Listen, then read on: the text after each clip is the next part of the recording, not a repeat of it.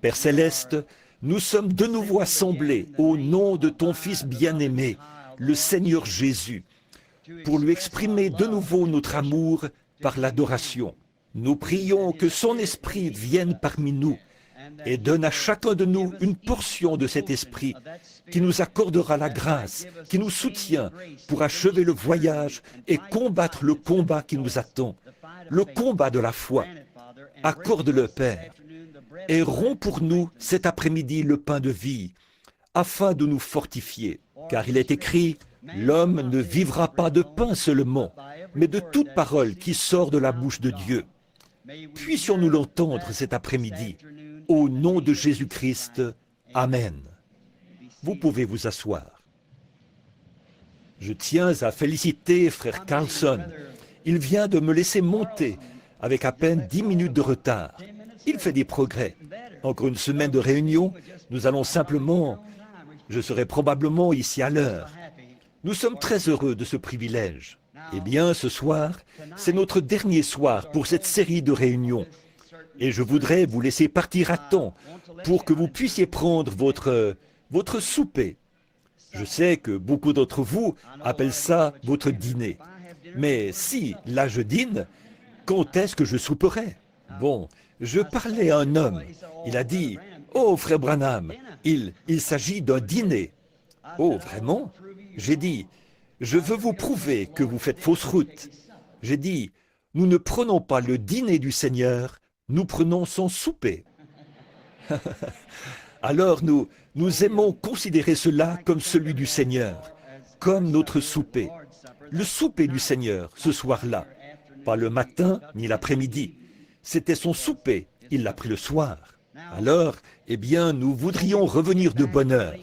Ainsi donc, nous ne serons pas en retard ce soir. Frère Carlson me laissera monter à l'heure exacte ce soir. La foi est une ferme assurance des choses qu'on espère. Et je ne sais pas si je peux avoir un peu assez de temps. J'essaierai peut-être de prêcher sur le compte à rebours ce soir, si le Seigneur le veut. En effet, c'est un petit message scientifique que le Seigneur m'a donné pour les derniers jours. Et je pourrais probablement prêcher sur cela ce soir, si le Seigneur le veut. Eh bien, nous avons passé des moments formidables hier soir. Je me suis avancé et j'ai dit, nous n'allons pas prier pour les malades. Et le Seigneur a quand même guéri les malades. Vous voyez? Amen. Il peut nous arriver de dire quelque chose, mais le Seigneur peut changer cela quand il le veut. Vous voyez, il est Dieu. Maintenant, je voudrais lire rapidement les Écritures pour un petit sujet qui, à mon avis, pourrait nous aider cet après-midi. Et donc, s'il me laisse monter à l'heure, j'essaierai de terminer à l'heure. Et ça serait vers 16h30, ce qui serait d'ici une 50aine de minutes. Prenons maintenant le livre des Juges, chapitre 16, et lisons les versets 27 et 28, alors que nous regardons à la parole. La maison était remplie d'hommes et de femmes. Tous les princes des Philistins étaient là. Il y avait sur le toit environ 3000 personnes, hommes et femmes. Regardaient Samson jouer.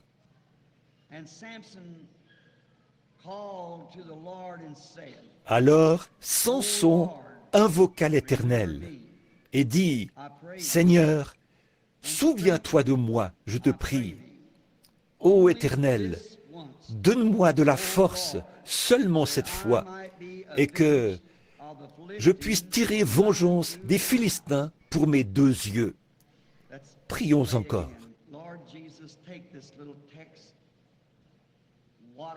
Seigneur Jésus, prends ce petit sujet et abreuve-en l'Église, Seigneur. Nous prions et te le confions au nom de Jésus. Amen.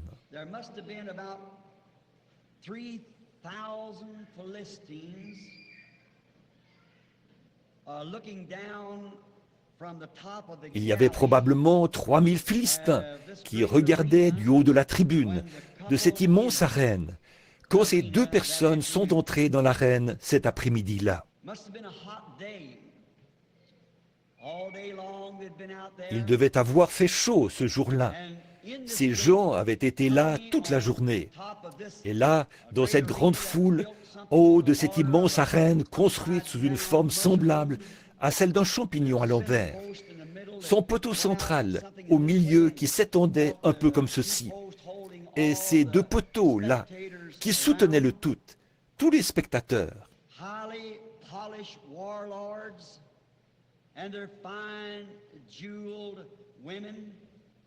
Des chefs de guerre très raffinés étaient là, ainsi que leurs femmes, parées de leurs somptueux bijoux. Tous se penchaient en avant pour voir cet événement particulier, pour bien voir ce qui allait se dérouler. Il y avait eu des préliminaires, tous les divertissements. Ils avaient peut-être eu des petits singes qui avaient exécuté de petits tours. Et ils avaient eu toutes sortes de divertissements, comme le combat, la lutte et des duels peut-être, jusqu'à ce que mort s'en suive, et bien d'autres choses avec lesquelles ils s'étaient divertis toute la journée. En effet, c'était un grand jour. Mais là, l'événement principal était arrivé. Vous savez comment l'on attend tous patiemment pendant que les préliminaires se déroulent. Et les gens attendent l'événement principal. Et c'est là que tout le monde se redresse et prête attention. On le remarque durant nos services religieux, lorsqu'on chante et qu'on donne des témoignages et qu'on prêche et tout. Mais l'événement principal, c'est de voir ce que le Seigneur va faire, voir le but pour lequel il nous a rassemblés. Nous nous attendons tous à voir quelle sera réellement l'issue de tout cela, l'événement principal. Dans tous les cas, c'est la même chose. Nous sommes toujours dans l'attente de voir l'événement principal. Et ils s'étaient tous levés pour regarder devant, pour voir ce qui se passait, parce qu'on leur présentait l'événement principal. Et tout ce qu'ils ont vu, c'est un aveugle conduit par un jeune garçon. Les couloirs avaient résonné tout l'après-midi à cause de ces orgies de l'ivresse, alors qu'ils se passaient le whisky et leurs boissons fortes. Leurs belles femmes, peinturlurées et parées de bijoux, et ces puissants chefs de guerre, ces hauts dignitaires et tout.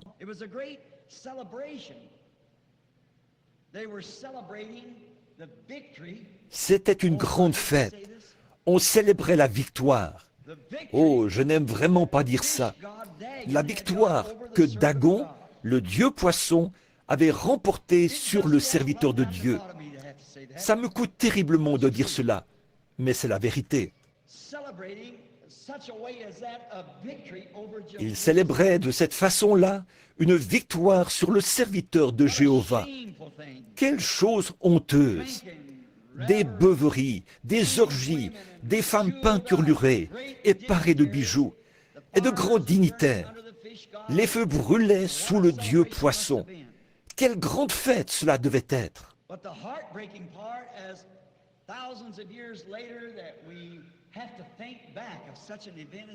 Mais le plus douloureux dans tout ça, c'est que des milliers d'années plus tard, nous devons nous souvenir d'un tel événement, alors que le grand Dieu du ciel avait résolu en son cœur qu'il détruirait cette nation parce qu'ils étaient païens et que Dieu avait envoyé un homme pour faire ce travail. Et voici que le dieu poisson, une idole, célébrait une victoire remportée sur le serviteur de Jéhovah. Ce n'était pas Jéhovah qui avait perdu, c'était le serviteur qu'il avait envoyé pour faire ce travail, qui avait perdu la victoire. Quel spectacle! Comme c'était honteux!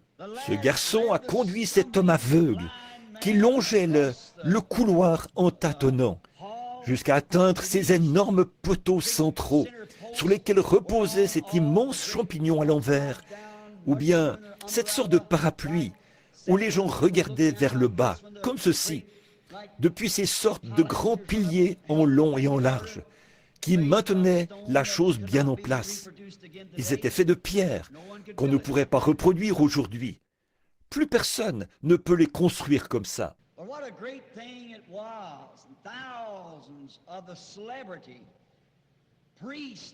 Mais quelle chose gigantesque c'était là! Il y avait des milliers de prêtres de renom, au torse bien bombé, qui avaient servi une idole, avec toutes leurs cérémonies et leurs rituels adressés à leur idole pour avoir vaincu Jéhovah. Quel grand jour c'était là! Ils buvaient, s'adonnaient à des orgies et se conduisaient n'importe comment. Et voici venir le serviteur de Jéhovah, aveugle, tâtonnant, conduit par un jeune garçon vers ce grand poteau, pour amuser la galerie.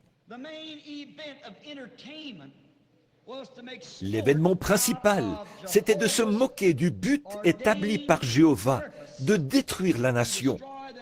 Et voilà que la nation avait capturé la chose même que Dieu avait placée pour les détruire, et là, il l'avait vaincu et se moquait de lui.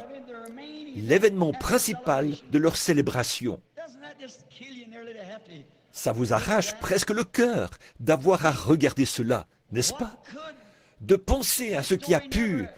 Cette histoire n'aurait vraiment jamais dû être racontée, mais elle a probablement été racontée pour notre instruction, à nous, écrite comme ça.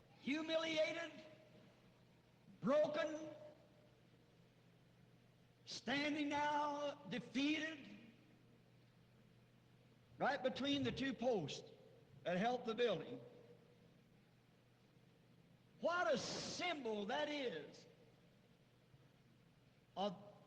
Humilié, brisé, il se tenait là, vaincu, entre les deux poteaux qui soutenaient l'édifice.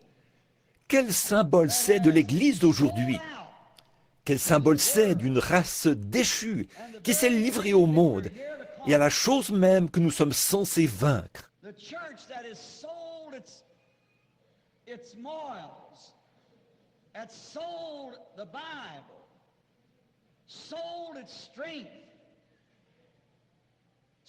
L'Église qui a vendu sa moralité, qui a vendu la Bible, qui a vendu sa force, qui a aussi livré son épée et qui se tient là humilié, à l'heure où les signes annonciateurs de la venue de Jésus-Christ sont proches, alors qu'elle devrait être lavée, sans tache ni ride, et se tenir debout pour accueillir son époux. Quel tableau nous avons sous les yeux! Un symbole de la déchéance morale qu'il y a sur la nation, cette nation. Et j'essaierai de ne pas trop m'attarder sur mes références bibliques pour pouvoir terminer rapidement. Mais je pourrais symboliser cela avec l'Église, avec la nation, avec la politique, et avec tout ce sur quoi on peut mettre la main aujourd'hui, hormis la Bible de Dieu. Moralement déchue, la race humaine en soi, elle est dans un état lamentable.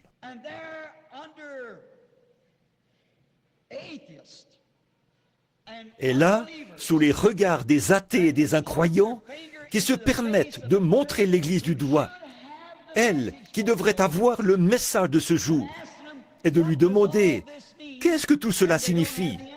Là, elle n'a pas de réponse.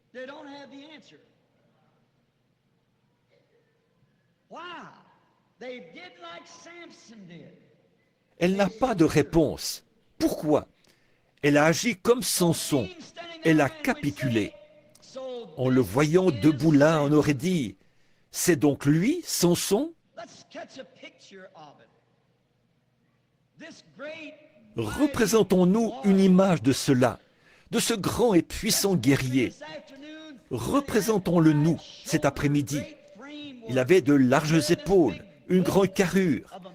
Et voilà ce grand gaillard qui se tient là, rendu aveugle, attaché avec de petites cordes, et conduit jusqu'au milieu de la cour, humilié, brisé, vaincu. Et le grand Dieu du ciel, qui regardait cela d'en haut. Et ici-bas, ces critiqueurs, des soldats ivres, qui regardaient vers le bas. J'imagine que beaucoup de Philistins, alors qu'ils se tenaient là, avait même ressenti une grosse frayeur en entendant son nom. Autrefois, Samson était un nom puissant. C'était aussi le cas du christianisme, de l'Église. Et je vais faire un parallèle entre l'Église et cette scène.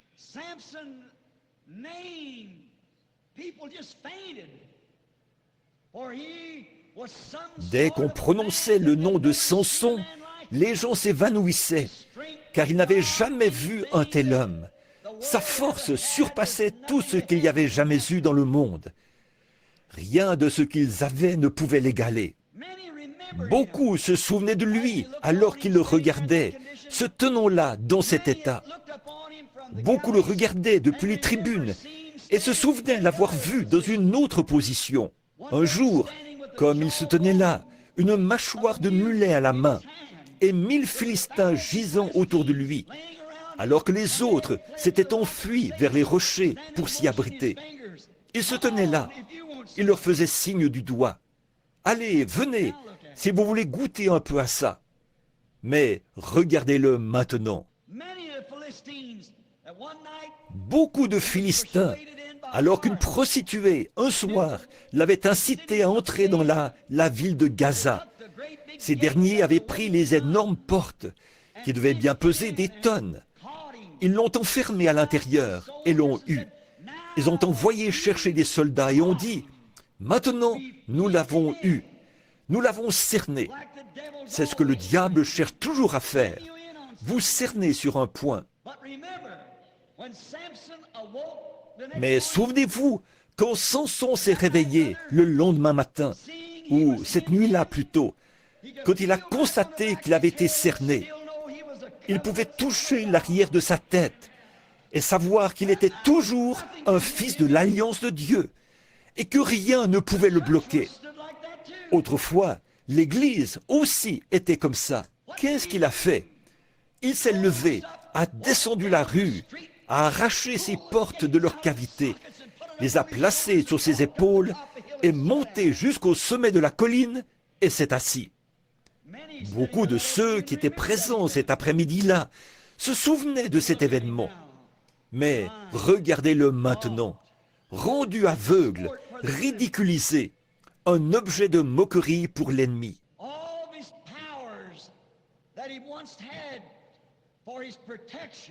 Toute la puissance qu'il avait autrefois pour sa protection, pour accomplir la mission que Dieu lui avait confiée, le but pour lequel il était né dans le monde, il en avait été dépouillé par une femme. Je pense que la même chose pourrait s'appliquer aujourd'hui.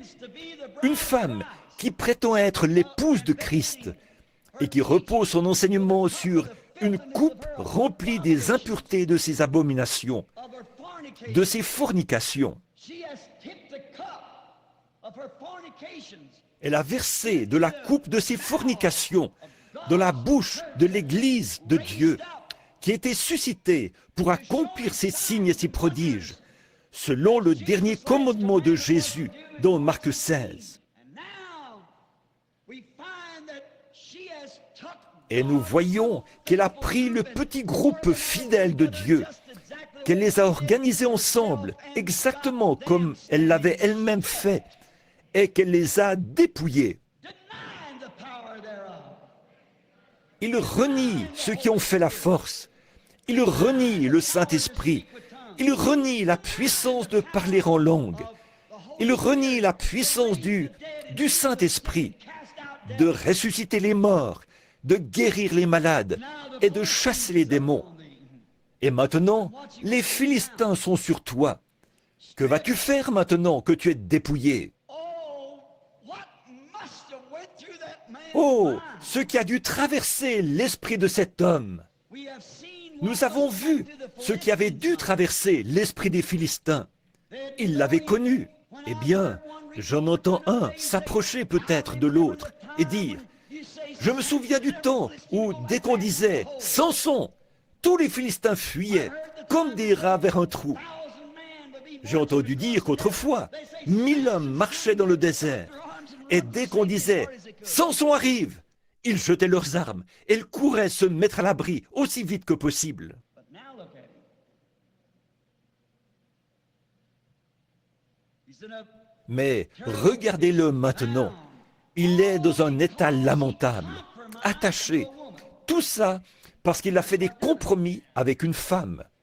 Voilà pourquoi elle l'a dépouillé de sa puissance. She kept trying to find out where his strength laid. She knowed he was a big man, but Elle cherchait sans arrêt à savoir où résidait sa force. Elle savait qu'il était un homme costaud, mais eux aussi, ils avaient des hommes costauds. Mais cette Delilah, c'était une vraie Jézabel. Elle savait comment le convaincre, comment l'envoûter et lui dire qu'elle l'aimait, lui. Mais elle cherchait constamment à découvrir où résidait sa force. That's the same thing that the Jezebel has done to the church. Et c'est exactement ce que cette Jézabel a fait à l'Église. Elle a cherché jusqu'à ce qu'elle trouve où résidait cette force. Et la force est dans la parole. La parole est Dieu. Et elle a fini par trouver où cette force résidait. Alors, elle a emmené l'Église à Nicée, à Rome, et a rasé ses tresses. Et maintenant, elle ôte de l'Église ce qu'il en reste. Elle la ramène au Conseil mondial des Églises. Elle lui rase de nouveau les tresses. C'est un rasage continuel. Elle lui ôte ceci, et ceci ne veut pas dire cela. Les jours des miracles sont passés. Il n'existe rien de ceci, cela ou autre chose. Ils ont trouvé où résidait sa force. En substituant les baptêmes, les poignées de main et toutes ces autres choses à la vraie parole de Dieu, qui est sans mélange. Cette parole est Dieu. Elle a été donnée à son Église pour vaincre le monde, les démons, la maladie, et pour chasser les démons. Et ce n'est en aucun cas une dénomination qui a été donnée à l'Église. C'est la parole qui a été donnée à l'Église. Voilà sa force. Mais eux, ils ont retranché ceci, ils ont retranché cela, et ont rasé cette tresse-ci, et ont rasé cette tresse-là. Si bien qu'aujourd'hui, l'Église est complètement rasée, comme une sœur catholique. On l'a tellement rasée qu'elle a accepté comme doctrine un tas de credos faits de main d'homme. Et c'est exactement ce que le prophète avait dit qu'elle ferait. Et voilà qu'elle se tient là, aujourd'hui, humiliée, alors que le Dieu du ciel a choisi des pécheurs ignorants et autres, et qu'il est descendu en eux et a prouvé cela, qu'il reste toujours Dieu. Et elle n'arrive pas à donner une réponse à son assemblée face à tout cela, parce que ça, ce n'est lié à aucune dénomination. Et l'Église se tient là, humiliée, alors qu'elle aurait dû se tenir dans sa force. Si seulement l'Église aujourd'hui se tenait comme elle l'a fait au jour de la Pentecôte, si seulement l'Église aujourd'hui se tenait comme à l'époque d'Irénée et à l'époque de Saint Martin ou à l'époque de Polycarpe, quand l'Église, plutôt que de défier la moindre parole de Dieu, s'avançait droit vers la mort. Irénée, Martin, tous ces hommes-là s'en sont tenus fermement à ce baptême d'eau au nom de Jésus-Christ. Chacun d'eux s'en est tenu fermement à ce baptême du Saint-Esprit, aux prophètes, aux signes et aux prodiges. Et elles s'en sont éloignées aujourd'hui. Qu'est-il arrivé? Delilah a découvert où résidait cette force. Et si jamais elle parvenait à éloigner ses séminaires de cette parole pour les diriger vers une théologie faite de main d'homme, elle réussirait à les avoir. Il serait alors facile de les lier pour les emmener dans le Conseil mondial des Églises, ce conseil œcuménique. Vous dites, vous n'avez pas le droit. Je suis quand même citoyen américain. J'ai droit à la liberté d'expression. C'est vrai. Certainement que je le suis. Remarquez, c'est l'exacte vérité. Oh, ce qu'il a dû ressentir, ce qui a traversé l'esprit de cet homme, alors qu'il se tenait là, aveugle. Or, Jézabel savait, ou plutôt, pas Jézabel, mais Delilah, elle savait que si elle parvenait simplement à lui crever les yeux, ça réglerait l'affaire. Et c'est exactement ce que la Delilah de ce dernier jour a fait à l'Église. Elle lui a crevé les yeux à la promesse de Dieu. Et elle vous a vendu une certaine dénomination intellectuelle de grande envergure. Tout le monde aime acheter, dire « J'appartiens à la première Église, j'appartiens à cela, ici, je... » Voyez, tant que le diable peut crever vos yeux à la parole de Dieu et à la promesse de Dieu, peu importe combien cela a l'air insensé, c'est la promesse de Dieu. Maintenant, je n'approuve pas les sectes, pas du tout. Mais on reconnaît ces sectes à leurs œuvres. De même, on reconnaît l'Église de Dieu à ses œuvres. Mais j'essaie de dire ce que Delilah a fait à Samson. Maintenant, considérons les choses du côté de Samson, ce qui a dû traverser l'esprit de cet homme alors qu'il se tenait là. Toutes les grandes victoires qu'il avait remportées autrefois ont dû lui traverser l'esprit. Maintenant, l'événement se déroule. Le divertissement de l'après-midi est sur le point de commencer. Ceux qui doivent être divertis pensent à ce que cet homme était autrefois. Et le voilà, se tenant là, pensant à ce qu'il avait été. Mais à cause d'une femme qu'il avait attirée, le tableau avait changé comparativement à ce que ça aurait dû être. Dieu avait suscité Samson pour détruire cette nation. C'était ça le but même pour lequel il avait été suscité. Si seulement Dieu peut trouver un seul homme, voilà tout ce dont il a besoin, d'un seul homme qui peut s'abandonner entièrement à lui. Il n'a pas besoin d'une armée. Il ne s'est jamais servi de ça. Il ne se sert que d'un homme. Or, Samson avait donné sa force à Dieu pour qu'il l'utilise. Mais il ne lui avait pas donné son cœur. Il avait donné son cœur à Delilah et sa force à Dieu. Mais vous devez abandonner votre âme, votre corps, votre esprit, votre force, tout ce que vous êtes à la volonté de Dieu et devenir son prisonnier. Vous serez forcément prisonnier de quelqu'un. Vous ne vous appartenez pas. Vous êtes prisonnier de quelqu'un. Vous êtes soit prisonnier du diable, connaissant cette vérité, mais ne voulant pas vous y abandonner, soit prisonnier du monde, et vous vous abandonnez à Dieu. C'est soit l'un, soit l'autre. Vous êtes soit prisonnier du diable pour le péché, soit prisonnier de Dieu pour la justice. Vous êtes soit l'un, soit l'autre. Et là, Samson pense aux grandes victoires qu'il avait remportées. Il lui est sans doute venu à l'esprit que, lorsqu'il était un jeune garçon, Dieu l'avait confirmé et avait donné des instructions à sa mère, qu'il ne fallait pas qu'elle prenne de boissons fortes ou qu'elle devait surveiller son alimentation. Elle allait enfanter un naziréen. Et sa mère lui peignait les cheveux en lui disant « Mon fils, ces tresses sont une alliance avec Dieu. C'est là que résidera ta force. Ne divulgue jamais cela. Ne divulgue jamais ton secret. Ne le livre jamais. Quoi que tu fasses, garde-le. » Jésus-Christ a dit à l'Église, « Les cieux et la terre passeront, mais ma parole ne passera jamais. Et quiconque en retranchera une seule parole ou y ajoutera une seule parole, sa part sera retranchée du livre de vie. »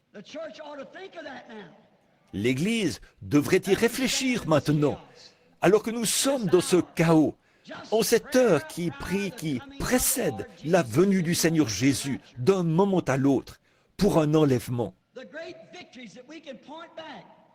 Ces grandes victoires auxquelles nous pouvons nous référer, celles d'autrefois, durant la Réforme, à l'époque d'Irénée et de Saint-Martin, de Patrick et de ceux qui ont protesté contre ces organisations. Et quand Luther est sorti et qu'il a protesté contre cette première organisation, l'Église catholique, le groupe qu'il avait suivi a fait marche arrière et s'est organisé après lui. Quand John Wesley est sorti de l'anglicanisme, et dès que Wesley est parti, Ils se sont organisés juste après lui. Et des pentecôtistes du début sont sortis des dénominations. Ça, c'était pour vous un terme blasphématoire. Mais comme un chien qui retourne à ce qu'il a vomi, et une truie à son bourbier, vous êtes retourné directement à la chose que vous êtes censé vaincre. Vous êtes né pour vaincre cela. Alléluia! Ça me brise d'autant plus le cœur d'avoir à penser à la victoire que Dagon avait remportée sur Samson là-bas. Je vois celle que Jézabel a remportée sur l'Église. Et c'est pour ça que de toutes mes forces, et avec chaque fibre de mon corps, je m'efforce de protester contre cette chose et de rappeler cette Église à son lieu de repentance.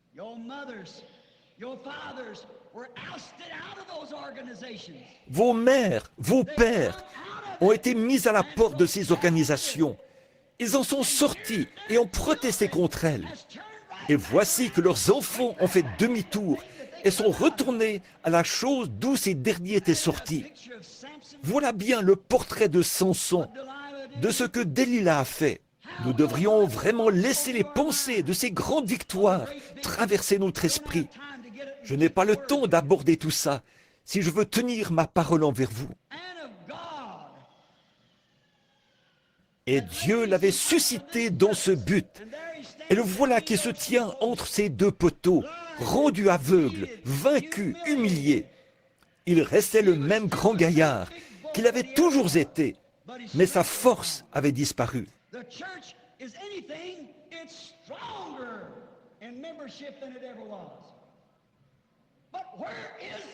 L'Église est tout en termes d'adhésion, elle est plus forte que jamais. Mais où est la parole, la force manifestée? Elle vous a été ôtée par vos organisations qui rasent la puissance. Il avait manqué à ses engagements vers Dieu. Non seulement avait-il manqué à ses engagements vers Dieu, mais il avait manqué à ses engagements envers son propre peuple. Il était un fiasco complet. Dieu l'avait suscité pour qu'il détruise la nation même dont il était maintenant le prisonnier. Et voici la dernière organisation de l'Église, la Pentecôte. Cet après-midi, elle est tout aussi vaincue que l'était Samson. Peut-être ne le croirez-vous pas, mais si vous voulez bien ouvrir votre esprit à la parole, vous verrez que c'est la vérité. On lui faisait faire des tours pour divertir. Comme je l'ai dit une fois, il n'y a pas longtemps, ces hommes d'affaires du plein évangile, que j'aime bien, dans leur magazine, ils ont écrit « Révérend Saint-Père un tel ». Pauvres pentecôtistes, illusionnés et aveugles, qu'est-ce qui ne va pas chez vous? Ne savez-vous pas que notre Sauveur a dit « N'appelez personne sur cette terre Père » Vous ne vous rendez donc pas compte que le diable ne fait que prendre ici quelqu'un qui était mis à la porte de l'une de ces organisations pour vous réduire à n'être qu'un objet de risée? Elles ne vont pas entrer. Ne laissez personne vous dire qu'elles entreront. Qu'est-ce qui ne va pas chez cette église illusionnée? Le monde lui a crevé les yeux. Ne savez-vous pas que Jésus a dit que cela arriverait? Et quand la Vierge endormie est venue acheter de l'huile, elle ne l'a jamais obtenue. Voilà la Vierge endormie. Les luthériens, les méthodistes, les presbytériens, ils ne l'obtiennent pas. Ils ont beau parler en langue et sauter, mais ça ne veut rien dire du tout. J'ai vu des païens faire la même chose, et des adorateurs du diable parler en langue, sauter, chanter et pousser des cris, boire du sang dans un crâne humain, invoquer le diable et parler en langue. N'allez pas vous appuyer sur des sensations. C'est la parole de Dieu qui ne passe point. La voici vaincue, tout autant que Samson l'avait été. Elle est en train de faire des tours à présent. Satan se lève et se moque d'eux. Il dit, regardez, ils prétendent croire la Bible. Regardez, il dit à tous les anges du ciel, regardez, regardez. Oui, ce sont des croyants de la Bible, chacun d'eux. Regardez-les se rassembler. Je vais tous les jeter là, chacun d'eux. Exactement. Il va les amener jusqu'à ce point. C'est exactement ce que dit l'Écriture. Il faut qu'ils le fassent. Les voilà, vaincus. Delilah, ils ont les yeux crevés, si bien qu'ils ne peuvent pas voir la vérité. Jésus a dit aux pharisiens, « Vous avez des yeux et vous ne voyez pas. Vous avez des oreilles et vous n'entendez pas. » Pourquoi? Il a dit, en effet, Ésaïe a dit cela. Il s'est reporté à la parole, au prophète. Dieu lui-même, Jésus-Christ, s'est reporté à la parole de son prophète. Et aujourd'hui, le Saint-Esprit réveille votre mémoire. Emportés, enflés d'orgueil, aimant le plaisir plus que Dieu. Les femmes, maquillées, portant des shorts, se comportant comme le monde, se coupant les cheveux et faisant tout cela, ayant l'apparence de la piété, mais reniant ceux qui ont fait la force. Eh bien, vos propres œuvres démontrent que vous ne croyez pas. Le Saint-Esprit, dans la parole, se reporte de nouveau à la parole. Oh, vous dites, je l'ai reçu. Quand vous prenez un médicament pour une maladie, s'il ne fait pas effet, vous feriez mieux de changer votre médicament. Vous mourrez dans vos péchés. La nation, le but même, la chose même pour laquelle ils ont été suscités, celle qu'ils devaient détruire. Samson en est maintenant victime. C'est pareil avec l'Église. Elle avait été suscitée pour faire honte au système des dénominations et à la mondanité dans les dénominations. Et vous, vous êtes entrés directement dans la dénomination. Et en faisant cela, vous ne pouvez pas suivre les Écritures. Chacune d'elles a une conception différente. Vous avez alors perdu votre force. Ce démon d'aveuglement, il a laissé les charmes d'une femme le détourner de la parole de Dieu. Maintenant vous dites, frère Branham, il ne s'agissait pas de cela. Oui, il s'agissait bien de la parole de Dieu. Delilah a détourné Samson de la parole de la promesse. De même, la Jézabel d'aujourd'hui a détourné l'Église. Elle a attiré pour l'éloigner de la parole de la promesse, la sainte Bible de Dieu. Oh, c'est la même chose, c'est exactement la même chose. Qu'ont-ils fait? Ils ont donné accès à Jézabel. C'est ce qui est dit dans Apocalypse 17. Apocalypse chapitre 17. L'Église catholique est représentée là. Et elle vous confirme qu'il s'agit bien d'elle. Leur propre livre le dit. Ils ne se jettent pas. Combien parmi vous ont déjà lu leurs propres écrits? Vous savez que c'est vrai. Ils disent que l'Église catholique est représentée là. C'est vrai. Et souvenez-vous, elle était la mère des prostituées. Elle était une prostituée et la mère des prostituées. Voyez, ce devaient être des églises, pas des garçons, c'était des filles, des églises protestantes, une mère de prostituées. Dès qu'elles se sont organisées, elles ont fait la même chose que cette dernière avait faite là. Elles se sont dépouillées de la parole. Elles doivent suivre les instructions d'une certaine organisation. Je sais que ceci n'est pas populaire, mais c'est la vérité. Je n'ai pas le soutien de grandes émissions de radio et de grandes émissions de télévision. Que Dieu m'aide à ne jamais la voir. Je ne désire qu'une seule chose, et c'est le soutien de Jésus-Christ par sa parole. Qu'il confirme que je dis la vérité par sa parole. Que ce ne soit pas quelque chose de faux, quelque chose d'artificiel, des choses sans scrupules, mais que ce soit le véritable Saint-Esprit lui-même qui prenne la promesse de ce jour et montre que c'est la vérité. C'est tout ce que je désire ardemment voir. Comme Jésus l'a dit, si je ne fais pas les œuvres de mon Père, alors ne me croyez pas. Maintenant, aveugle. Oh, vous dites, nous ne sommes pas aveugles. Vous êtes aveugles.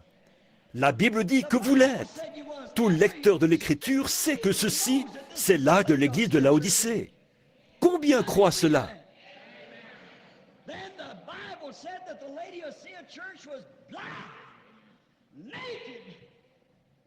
Alors, la Bible dit que l'Église de Laodicée est aveugle, nue, et qu'elle ne le sait pas. C'est ce qui est grave. Elle ne le sait même pas. Elle est pire que tous les autres âges de l'Église réunis.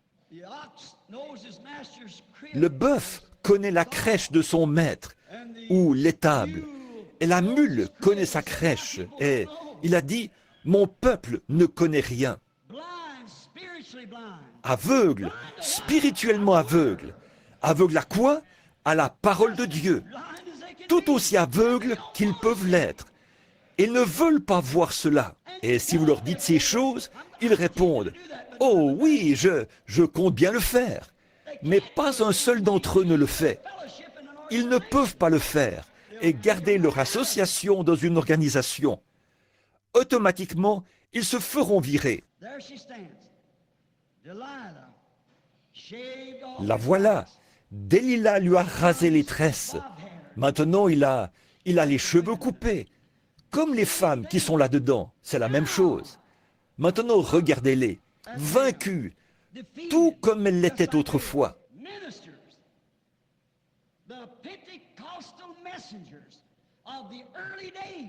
Les ministres, les messagers pentecôtistes du début, on n'aurait jamais fait croire à ces hommes-là que leurs propres enfants organiseraient des séminaires qu'eux-mêmes avaient critiqués par la parole de Dieu.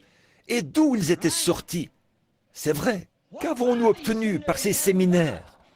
Ils ont introduit le monde dans l'Église. Un vieux ministre chantait autrefois. On a levé les barrières, on a fait des compromis avec le péché, on a levé les barrières, les brebis sont sorties. Mais comment les boucs sont-ils entrés? Vous avez levé les barrières, vous vous êtes éloigné de la parole.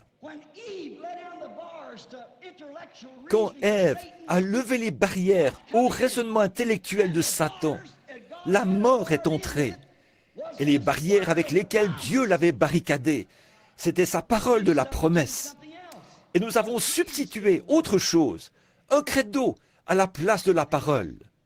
Amen. Vous savez que c'est la vérité. Qu'est-ce que nous avons, nous les pentecôtistes, aujourd'hui? Trop de Ricky. Ce terme, Elvis et Ricky, ça ne s'était jamais entendu à d'autres époques. C'est un terme, c'est le nom associé à cette époque. Il cadre avec ceci. Il signifie quelque chose. Vous dites, un nom, ça ne signifie rien. Dans ce cas, pourquoi a-t-il changé le nom d'Abraham en Abraham? Pourquoi a-t-il changé le nom de Saul en Paul? Le nom de Simon en Pierre? Pourquoi a-t-il changé son propre nom? Pourquoi a-t-il changé celui de Jacob en Israël? Mais pas avant qu'il ait lutté avec l'Éternel, pas avant qu'il ait vaincu. Et Jésus, quand il a eu vaincu la mort, le séjour des morts et la tombe, la Bible dit qu'il a eu un nom nouveau. Jacob aussi, quand il a eu vaincu. Et si l'Église arrive à vaincre, alors elle ne dira plus « je suis méthodiste, baptiste, presbytérienne ». Quand elle arrivera à vaincre ses credos et le monde qu'il a entraîné dans tout cela, elle reviendra l'épouse de Jésus-Christ, Madame Jésus-Christ. Amen. Quel triste spectacle, alors que nous voyons Samson se tenant là. Les femmes aux cheveux courts, qui portent des shorts, au visage maquillé, des pentecôtistes qui se disent chrétiennes, elles chantent dans la chorale. Il n'y a pas longtemps, j'étais dans l'assemblée de Pentecôte, dans une grande ville où habite un grand homme célèbre. Et les réunions avaient pris une telle ampleur que j'avais dû les déplacer vers un grand endroit. Et ils avaient la chorale pentecôtiste sélectionnée. Et ils étaient bien loin de se douter que j'étais là, derrière les rideaux, en train de prier. Et là, chacune des filles qui étaient dans ce rang, environ 35 filles et 35 garçons, a chanté le Messie, était maquillée et avait les cheveux coupés. Et quand David Duplessis recueillait une offrande pour les missions, il mimait l'aveugle Bartimée. Il courait en faisant passer le bol. Voilà les petits-enfants pentecôtistes. Ça, ce n'est pas un serviteur de Dieu pentecôtiste qui a le baptême du Saint-Esprit. Le Saint-Esprit ne ridiculise pas sa propre parole. Il ne peut pas le faire et demeurer le Saint-Esprit. Mais c'est là que vous vous êtes retrouvés. Oh, Samson a commencé à réfléchir un peu. Souvenez-vous, ces bandes sont enregistrées et envoyées dans le monde entier. Je ne m'adresse pas seulement à ce groupe ici présent. Samson s'est mis à réfléchir à ses erreurs. Oh, il s'est mis à penser à ce qu'il était autrefois. Vous, pentecôtistes, pensez à ce que vous étiez il y a 1900 ans. Vous, l'Église, les catholiques, les protestants, pensez à ce que vous étiez il y a 1900 ans et regardez ce que vous êtes aujourd'hui. Examinez cela un instant. Il ne me reste qu'environ 8 minutes pour tenir parole. Remarquez. Mais alors qu'il se tenait là, il a pleuré. Il s'est mis à réfléchir à ses erreurs. Lorsqu'il s'est mis à penser à ce qui lui était arrivé, il était aveugle. Donc, il ne pouvait plus voir. Lui, il avait accepté autre chose. L'amour pour cette femme, c'est ce qui a eu raison de lui. Par la suite, elle lui a tourné le dos. Oh, quel piège dont je pourrais parler ici, que Satan a tendu à l'Église. Il suffit d'aveugler vos yeux à la vérité. Et là, voilà, on vous a eu. Et si seulement vous le saviez, un de ces jours, Dieu va vous prouver cela, ce qu'est la marque de la bête. Ah oui, remarquez, mais une fois aveuglée, elle se tient là. Et il se tenait là. Et il a commencé à se souvenir de ces choses, de ses erreurs. Là où il s'était détourné du chemin étroit et resserré. Là où il s'était éloigné de la promesse de Dieu. Et il s'était crié, « Seigneur, tire vengeance pour mes yeux. Pourquoi a-t-il fait cela ?» Il savait qu'il y avait une possibilité. Maintenant, c'est là que je veux que vous écoutiez. Samson a dû penser à toutes les fois où il s'était écarté du sentier. C'est là qu'il a pris conscience de cela. Mais c'était trop tard. Il a pris conscience de cela, les fois où il s'était écarté du sentier. Et il s'est dit, il doit y avoir une possibilité que Dieu réponde. Il savait que s'il pouvait se repentir et amener Dieu à voir qu'il regrettait son erreur, il y avait une possibilité que Dieu accomplisse quand même sa promesse. Dieu le fera. Il va le faire. C'est pareil maintenant. Dieu aura cette Église. Ne vous en faites pas. Elle sera là. Le Saint-Esprit agira tellement dans l'Église que l'Église et Christ seront le même esprit. Luther s'est tenu au pied avec la justification. Wesley s'est tenu aux pulsations de l'amour avec la sanctification. Mais ceci s'est élevé jusqu'à la tête maintenant. Vous voyez, c'est au-delà de tout ça. Elle en a fait une dénomination. Et le vigneron est venu émonder la vigne. Ils sont morts. Ils ne sont plus jamais revenus. Ils ne reviendront plus jamais. Mais là, il y a toujours une semence de vie qui avance. Mais remarquez, Samson s'était dit qu'il devait y avoir une possibilité. Il l'avait saisie. Mais ce qui est triste aujourd'hui, c'est que l'Église ne saisit pas cela. Les gens ne se rendent pas compte qu'un réveil est possible. Ils ne se rendent pas compte de cette possibilité. Ils n'ont pas encore saisi la vision. Ils restent simplement immobiles. Oh, ils disent, « Eh bien, frère Branham, que faites-vous » Oh, je sais que vous tapez des mains, que vous avez de très grands rassemblements et que le clinquant du monde vous fait briller de 1000 feux. Il vous faut fréquenter les endroits les plus grands. Il vous faut absolument avoir les meilleurs divertissements. Il vous faut faire ceci, cela ou autre chose.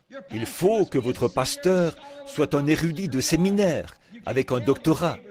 Sinon, vous ne pouvez pas dire à vos voisins là que votre pasteur est un petit gars sauvé sorti d'un champ de maïs là-bas.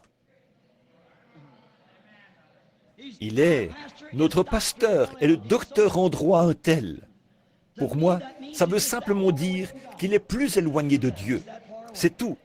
Plus éloigné, car l'intellect l'éloigne toujours. Oh, vous brillez par votre savoir. Et une autre chose, au sujet d'une bonne partie de cette évangélisation moderne d'aujourd'hui, tout le mouvement pentecôtiste et les autres, et tout ça, c'est tout un spectacle hollywoodien. Oui, certainement que vous en brillez, comme les clinquants de la reine de Dagon, le dieu poisson. Mais ce clinquant, ce savoir et cette mise en scène intellectuelle qui brille de mille feux permettent au public de voir n'importe quelle défaite, et ainsi de suite. Toutes ces choses-là, ces conceptions intellectuelles de l'Évangile, et tout ça, n'amènent pas la puissance de Dieu, qui fait que les femmes cessent d'avoir les cheveux coupés, et que les hommes se comportent comme ils le devraient, qu'ils prennent leur place dans le foyer, et qu'ils élèvent leurs enfants comme ils devraient le faire. Ces choses n'amènent pas l'Esprit de Dieu. Samson se tenait là, tout aussi costaud que jamais. Et l'Église est plus importante en termes de membres qu'elle ne l'était il y a 40 ans. Mais où est l'Esprit de Dieu? Oh là là, où est l'Esprit de Dieu dans tout ça? Je vois l'esprit de Hollywood, je vois l'esprit du monde, je vois l'esprit de tape à l'œil. Ça entre par une oreille et ça sort par l'autre. Je prêche contre ces choses depuis 15 ans, mais ça se dégrade toujours plus. Je le vois bien et je vois l'esprit qui est là.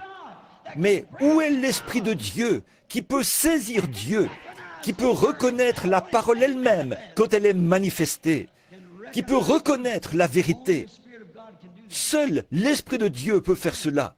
C'est vrai, vous pouvez bien accepter l'éclat, le raffinement, les mises en scène.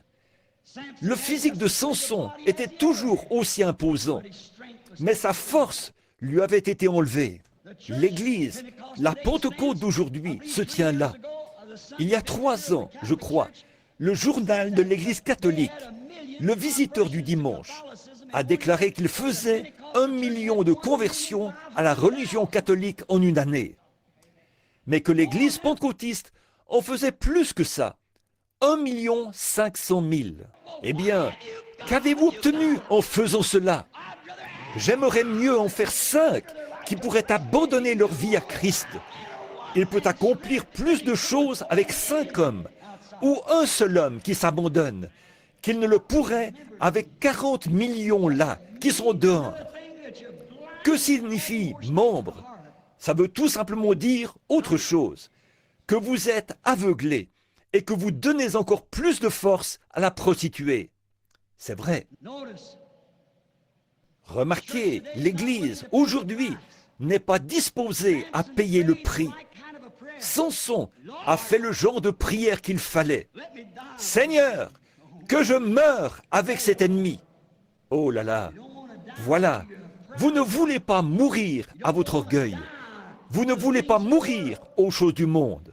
Maintenant, souvenez-vous, en disant ceci, je m'adresse littéralement à des milliers de personnes dans le monde entier. Voyez, je ne m'adresse pas seulement à vous, ici, à Chicago. Je m'adresse au monde entier. Vous ne voulez pas mourir, mais c'est le seul moyen pour qu'un réveil soit possible. Vous, Samson aveuglé, ne voyez-vous pas que cette Delilah vous a aveuglé les yeux? Et le seul moyen pour vous de ramener la force à l'Église, c'est de mourir à l'ennemi qui vous a fait entrer dans cette mondanité. Samson a dit que je meurs avec cet ennemi. Il y a un prix fort à payer. Vous devez mourir à la chose qui vous a entraîné dans cette chose-là. Vous devez mourir à la chose qui vous a entraîné, vous, les pentecôtistes, là où vous êtes cet après-midi. Vous devez mourir à cela. Samson était disposé à payer ce prix pour retrouver la puissance de Dieu dans sa vie. Je me demande si cet après-midi, l'Église est disposée à payer le prix et à mourir avec l'ennemi, la chose en question, toute votre popularité et tout votre ceci, cela, autre chose, pour simplement voir la puissance de Dieu revenir sur vous et que vous soyez disposés à devenir prisonniers de Jésus-Christ. Oh, j'entends certains de vous dire, oh oui, nous, on a des réveils. Mais ce sont des réveils dénominationnels. Les unitaires veulent faire de tous les trinitaires des unitaires. Les trinitaires veulent faire de tous les unitaires des trinitaires. L'Église de Dieu veut contrôler l'Église de Dieu de la prophétie. L'une veut contrôler l'autre pour faire une grande dénomination.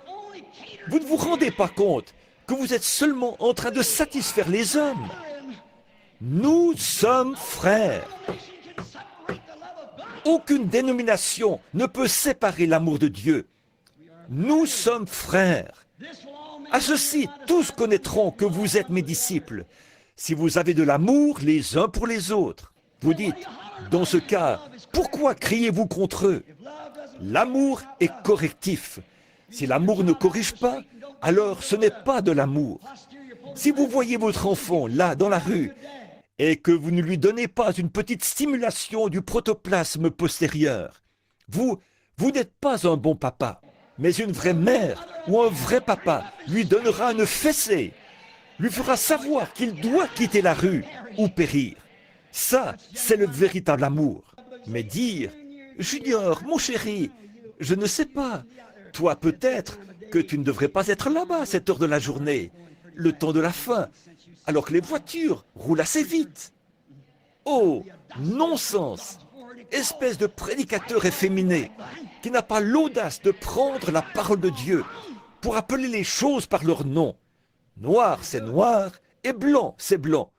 Le bien, c'est le bien, et le mal, c'est le mal. Pourtant, c'est ce qu'ils font. Oui, on a des réveils, d'accord, mais regardez la moralité que vous avez après ces réveils. Ça ne les change pas du tout. Chaque fois, ils s'éloignent encore plus de Dieu pour se diriger vers le monde. Remarquez, Samson savait ce qui allait se passer si sa prière était exaucée. Mais nous n'avons pas encore calculé ce qu'il nous en coûtera. Que se passera-t-il si Dieu exauce votre prière de devenir un vrai, un authentique enfant de Dieu? Vous savez que votre dénomination, pour vous, ce sera terminé. Et ces femmes avec lesquelles vous jouez au bridge et tout ça, oh non, pour vous, tout ça, ce sera terminé. Vous feriez mieux de calculer ce qu'il vous en coûtera pour commencer. Mais Samson a dit que je meure.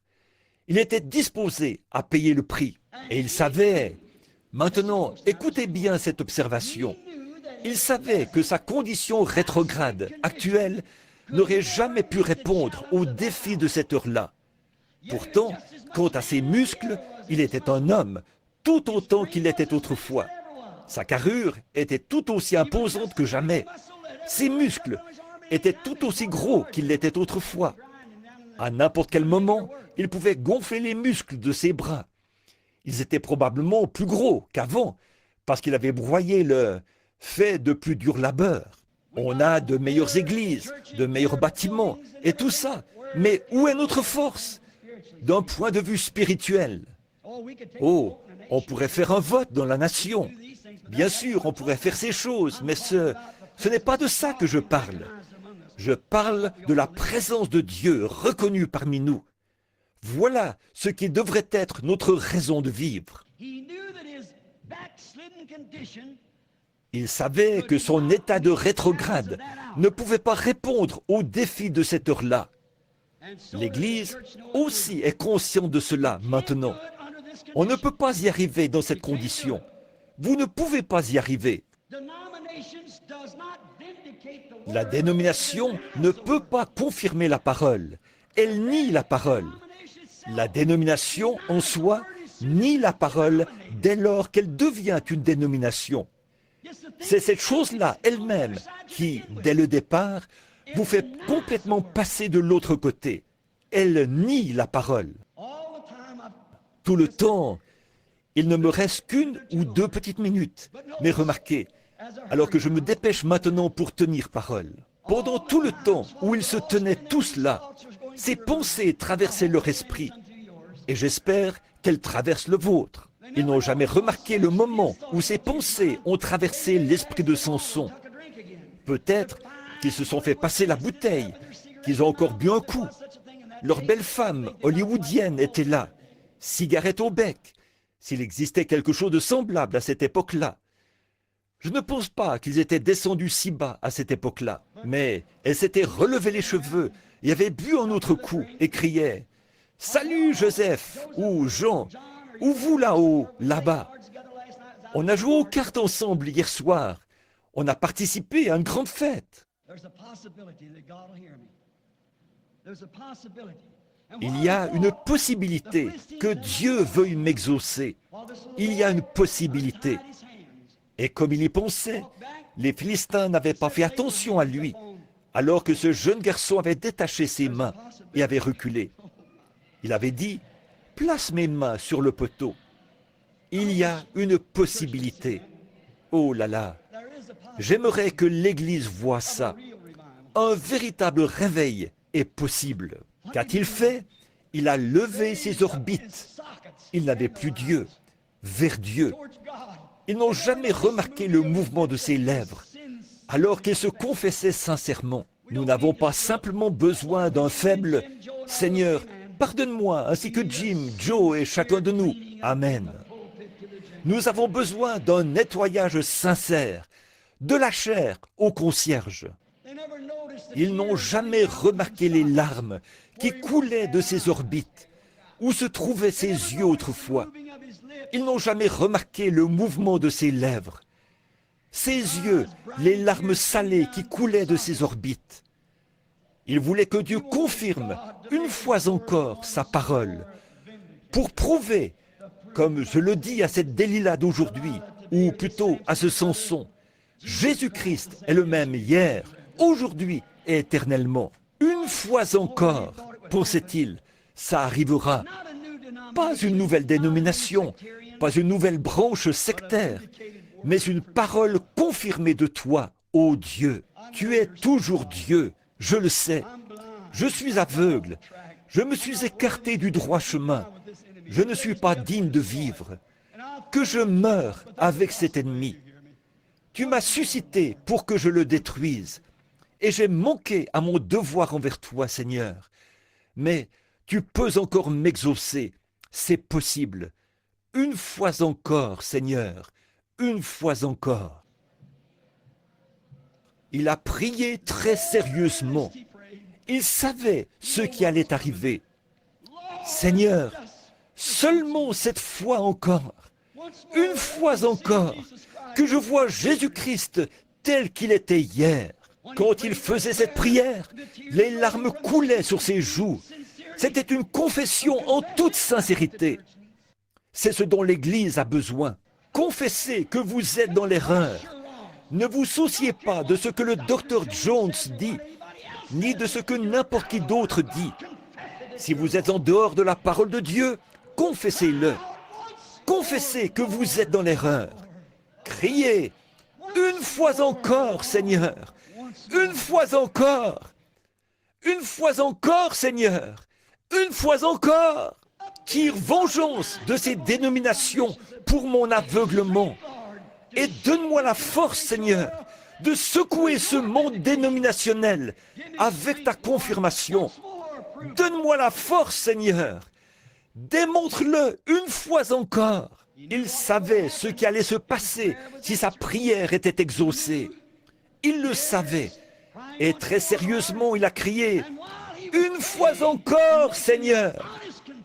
Et comme il priait et qu'il faisait son honnête confession, chaque fibre de son corps a commencé à vibrer. Oh Dieu, si seulement le corps de Jésus-Christ pouvait être uni et que chaque fibre et chaque membre se mettent à vibrer de nouveau par le véritable baptême du Saint-Esprit.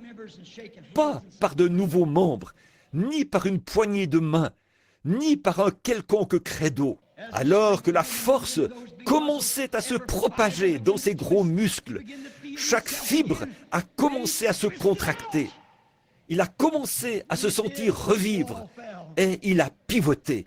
Et à ce moment-là, le grand mur est tombé. Tout ce que nous devons faire aujourd'hui pour voir ces murs dénominationnels tomber, c'est de devenir profondément sincères devant Dieu, pour guérir ces yeux aveuglés qui ont été rendus aveugles à la parole de Dieu. Ce fut la plus grande victoire que Samson ait jamais remportée. sur chaque ennemi qu'il avait été suscité pour détruire, parce qu'il était disposé à confesser premièrement. Oh, vous, de la Pentecôte, tenez-vous-en à votre poste cet après-midi, à votre poste du devoir envers la parole de Dieu. Repentez-vous et criez d'une voix forte, « Seigneur Dieu, une fois encore !» Je vais vous dire quelque chose. Vous feriez mieux de détruire votre ennemi avant que votre ennemi ne vous détruise. C'est vrai. Ramenez les réunions de prière à l'ancienne mode. La vraie repentance remplie de piété. Le service à l'autel qui dure une nuit entière. Oh, vous de la Pentecôte, écoutez-moi. Quittez, quittez cette corruption que Jézabel a produite parmi vous. Quittez-la vite et revenez à la parole du Seigneur, loin de ce spectacle hollywoodien. De tout votre cœur, revenez à la parole de Dieu, revenez à la puissance du Saint-Esprit. Vous, les femmes, habillez-vous comme des femmes. Vous, les hommes, comportez-vous comme des fils et des filles de Dieu. Détournez-vous, détournez-vous de ce système de Jézabel qui vous oppresse et vous aveugle. Que Dieu nous aide à avoir une vraie repentance. Pas tiède, vous n'allez pas y arriver. Je me dis qu'aujourd'hui, en ce moment même, alors que mon temps est écoulé, nous devrions nous lever et crier avec nos mains levées. Seigneur, une fois encore,